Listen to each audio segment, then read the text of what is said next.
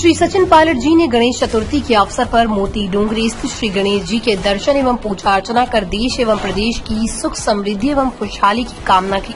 वहीं श्री सचिन पायलट जी ने मीडिया से बातचीत करते हुए कहा कि संसद में महिला के आरक्षण से जुड़े बिल पर कहा पुरानी मांग थी, कांग्रेस की अब बिल प्रस्तुत किया गया।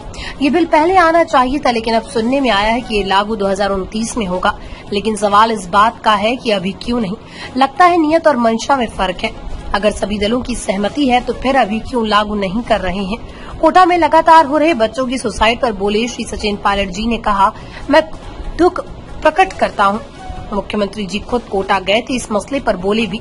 मैं कहता हूं कि काउंसलिंग के साथ ये जांच भी जरूरी है। ये लगातार क्यों हो रहा है? अगर ये इस प्रकार चलता रहा तो ये समाज के लिए अच्छी बात नहीं है। आगे कहा कि राहुल गांधी जी और खड़गे जी जयपुर आएंगे, हमारी पार्टी के नए कार्यालय का शिलान्यास करेंगे। कुछ दिन पहले राहुल गांधी जी बांसवाड़ा आए, खड़गे जी भीलवाड़ा आए, प्रियंका गांधी जी टोंक आई, अब जयपुर आएंगे। उनके आने से कार्यकर्ताओं में ऊर्जा का संचार होगा और हमारी पार्टी ने चुनाव की तैयारी पूरी कर ली है। देशवासियों को आज चतुर्थी का बहुत बहुत मैं शुभकामनाएं देना चाहता हूं और उम्मीद करता हूं कि गणेश जी का आशीर्वाद सबको मिले।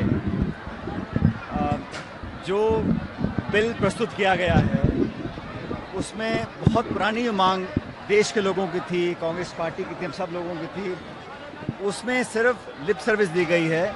मैं मानता हूं कि ये बिल बहुत पहले आना चाहिए था और अभी भी जो जहां तक जानकारी मुझे मिली है ये लागू होगा 2029 में। अभी लागू क्यों नहीं करना चाहती सरकार, ये समझ से परे है। बिल लेकर आ गए लेकिन लागू करेंगे 6-7 साल के बाद, ये मैं समझता हूँ सही नहीं है। अगर सरकार की मंशा सही होती, सब लोगों से बात करते और तुरंत प्रभाव से सारे लोगों से बात करने के बाद ये तो लागू कर सकते थे। तो कहीं ना कहीं मंशा और नियत में कुछ ना कुछ मुझे फर्क दिखता है, क्योंकि इस प्रकार विशेष सत्र बुलाया और सभी दलों की सहमति है, तो इसको इतने 6-7 सालों के बाद लागू करने का क्या तुक है, ये समझ से परे। राहुल गांधी आ रहे हैं जयपुर, पहले से उनसे टाइम मांगा था। कांग्रेस अध्यक्ष खड़गे साहब और राहुल गांधी जी आएंगे और हमारे जो बूथ वर्कर्स हैं उनको हम लोग आई कार्ड्स भी देंगे, चिन्हित करेंगे, उनका एक सम्मेलन करा जाएगा और हमारी पार्टी का जो नया ऑफिस बनेगा उसका शिलान्यास भी होगा और कार्यकर्ताओं में ऊर्जा का संचार होगा। अब राहुल जी पहले बांसवाड़ा गए थे, प्रियंका जी टोंक आई थी, खड़गे साहब भीलवाड़ा आए थे और अभी राहुल जी खड़गे जी दोनों जयपुर आ रहे हैं। मैं समझता हूँ चुनाव की तैयारी पार्टी पूरी तरह कर रही है और मैं ऐसा मानता हूँ कि बहुत कोशिशों के बावजूद भी भारतीय जनता पार्टी का जो चुनावी अभियान है वो गति नहीं पकड़ पा रहा है। उसके बहुत से कारण हैं, लेकिन कांग्रेस यहाँ पर अपनी सरकार और पार्टी के दम पर जो हमारा समन्वय है उसके आधार पे हमारी सरकार दोबारा बनेगी, ऐसा मुझे पूरा विश्वास है।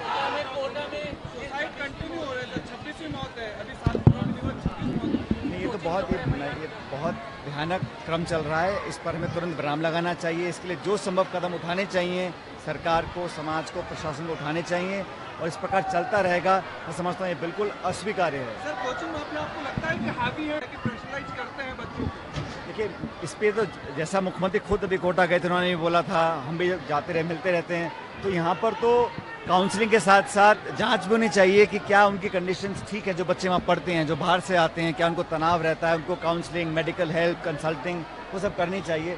लेकिन अगर इस प्रकार चलता रहा तो ये समाज के लिए कोई अच्छा संदेश नहीं है। मैं बहुत दुख व्यक्त करता हूँ और बड़ी मुझे पीड़ा होती है जब इस प्रकार के नौजवान बच्चों की मौतें होती हैं।